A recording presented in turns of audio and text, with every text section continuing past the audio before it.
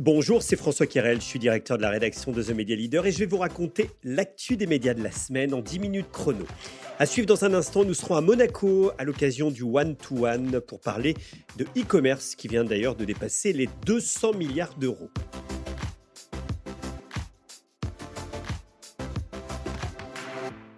Tableau contrasté pour le marché publicitaire tricolore. Le BUMP, le baromètre unifié du marché publicitaire, a été publié. En 2025, il progresse de 3%, atteignant près de 20 milliards d'euros de recettes nettes pour l'ensemble des médias, signe qu'après l'année folle des Jeux Olympiques de Paris, et malgré l'incertitude macroéconomique qui a caractérisé les 12 derniers mois, les annonceurs n'ont pas massivement mis le pied sur le frein des investissements. C'est ce que souligne notamment Xavier Guillon, qui dirige France Pub, c'est dans les colonnes du Figaro. Mais la dynamique est tirée par les grandes plateformes digitales dont les recettes ont grimpé de 11% en 2025. Celles des 5 médias traditionnels, la télé, la presse, la radio, le cinéma et la publicité extérieure, ont accusé un repli de 6,5% par rapport à 2024 à 7 milliards d'euros. Et malgré l'attractivité de leurs inventaires digitaux dont les recettes progressent de 6%, de tous ces médias, c'est sans nul doute la télévision qui a le plus souffert, avec un recul de 8% sur un an et même moins 4% sur 2 ans. Ce recul est lié notamment à l'arrêt de C8 et de Énergie 12. Les chaînes T18 et Novo 19 qui les ont remplacées n'ont pas encore la même audience. Il n'y a donc pas eu de basculement parfait entre ces deux univers. Dans le budget des annonceurs, il faut encore attendre que ces nouvelles chaînes s'installent dans le paysage. C'est ce que note notamment Christine Robert, la directrice déléguée de l'IREP. La presse a quant à elle accusé un repli de 6% et même moins 10% par rapport à 2023, malgré son univers très digitalisé. Et puis l'affichage accuse une baisse après une excellente année olympique. Même le DOH s'effrite. Le seul levier en croissance est l'affichage extérieur dans l'univers du shopping. C'est ce que nous indique cette étude du BUMP, à retrouver notamment dans ce média leader. Et dans le même temps, JC Decaux est en pleine forme. Le numéro 1 mondial de la communication extérieure a été salué par la Bourse de Paris après les bons résultats ainsi que des prévisions excellentes pour le premier semestre. Comme l'écrit boursier.com, la firme a vu sa marge opérationnelle progresser de 8,7% à 831 millions d'euros en 2025 pour des revenus aux alentours de 4 milliards d'euros en croissance de près de 2%.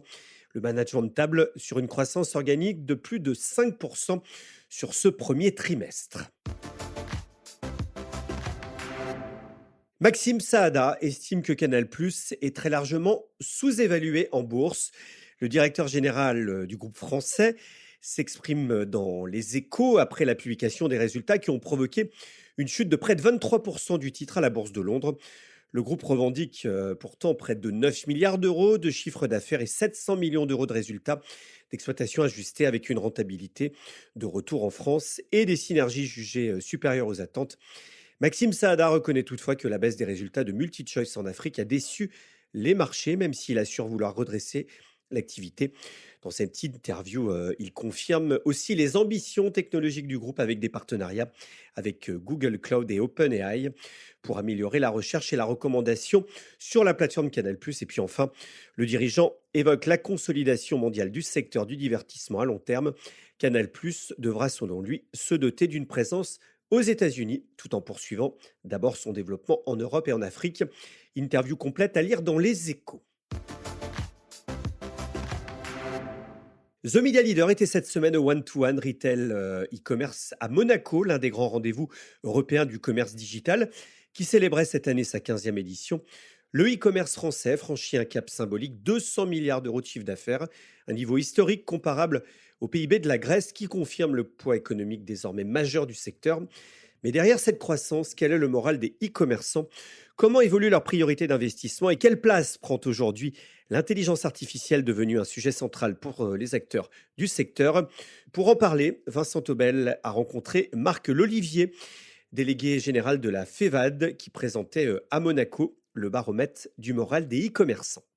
Donc ce qu'on voit aujourd'hui, c'est un moral qui est en nette progression par rapport à l'an dernier, hein, puisqu'on a un solde positif de 16 points, qui est 7 points de plus que l'an dernier. Donc ça montre effectivement un retour de la confiance, mais une confiance qui n'empêche pas la lucidité, parce qu'effectivement, on a un marché quand même qui monte en intensité avec une concurrence beaucoup plus importante qu'avant, et puis un climat de consommation qui est également contraint. Donc il y a à la fois ce mouvement de confiance qui est quand même très encourageant, et en même temps une lucidité des professionnels par rapport effectivement à un marché qui est plus intense qu'il ne l'était. Et puis, vous avez également annoncé 200 milliards d'euros de chiffre d'affaires. C'est historique. 200 milliards de chiffre d'affaires, c'est effectivement l'équivalent du PIB de la Grèce, mais c'est aussi, il faut avoir ça à l'esprit, l'équivalent du chiffre d'affaires de l'industrie automobile et aéronautique réunis.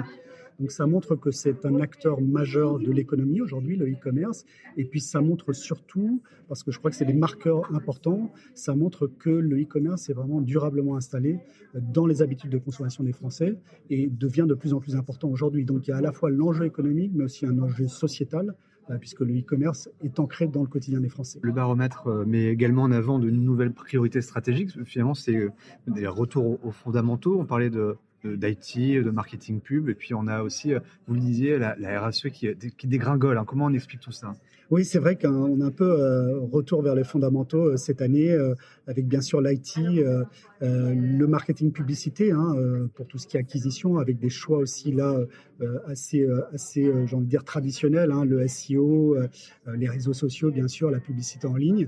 L'international en troisième position, qui reste un levier de croissance important pour les commerçants. Et puis c'est vrai, la RSE qui était arrivée jusqu'au point d'être premier dans le classement des investissements prioritaires, qui aujourd'hui recule de manière assez significative. Alors, moi, je l'ai dit, je ne considère pas que c'est un désengagement de la part des commerçants. C'est simplement un arbitrage économique dans une période où, effectivement, le pouvoir d'achat redevient central pour le consommateur. Les e-commerçants sont obligés, effectivement, de regarder quand même la dimension compétitivité-prix comme étant essentielle. Je ne pense pas pour autant que ce soit un retour en arrière, dans le sens où on revient en arrière. Je crois que la conscience de la prise en compte des enjeux environnementaux, elle est présente chez les e-commerçants, elle le restera.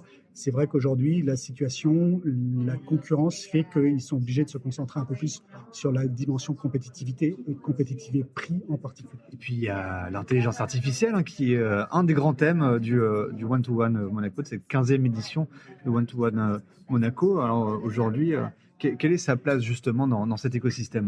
Ce qu'on a vu aujourd'hui également, c'est que les budgets innovation étaient en augmentation, et ça aussi bien en France qu'en Europe, donc c'est plutôt une bonne nouvelle. Et évidemment, ces budgets ils vont être très largement consacrés à l'IA, l'intelligence artificielle, et au commerce agentique, qui est un nouveau développement qui est plus récent de l'intelligence artificielle. Alors, c'est évidemment le thème de ce retail e-commerce one-to-one, mais c'est le thème aujourd'hui que regardent tous les e-commerçants, c'est le thème central, c'est l'avenir en fait, c'est aujourd'hui, mais c'est aussi demain qui est préparé.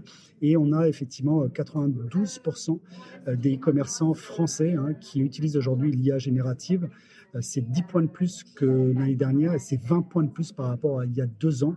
Donc c'est dire à quel point c'est devenu vraiment la boussole des e-commerçants, et c'était normal qu'on retrouve ce thème effectivement dans l'événement One-to-One qui colle bien finalement aux priorités des e-commerçants aujourd'hui. Et l'IA à la fois dans ses aspects business, mais également dans ses aspects impact sur les organisations, qui est un des thèmes qui a été retenu par l'organisation, est tout à fait essentiel. Et en fin de compte, dans l'étude, on voit bien aussi que les dirigeants ont pris en compte le fait que l'IA n'était pas seulement un sujet technologique, c'était aussi un sujet d'organisation, et que ce sujet d'organisation, il fallait le prendre de manière aussi importante finalement que la partie business. Et enfin, un rendez-vous à ne pas manquer, The Future of TV Advertising Paris, c'est le 8 avril. Le rendez-vous de référence de la publicité vidéo aura lieu toute la journée au Pathé Palace. Plus de 40 speakers attendus, plusieurs salles en simultané, comme la Vision Room, la TF1 Room, la Tech Room et la Gen Z Room. Rendez-vous sur adwantedevents.fr pour découvrir le programme et réserver votre place. Voilà, fin de cet épisode. Merci de nous suivre chaque semaine. N'oubliez pas de vous abonner sur votre plateforme d'écoute préférée, comme Spotify, Apple Podcasts, Deezer, Amazon Music et même YouTube. On se retrouve vendredi prochain dès 6h.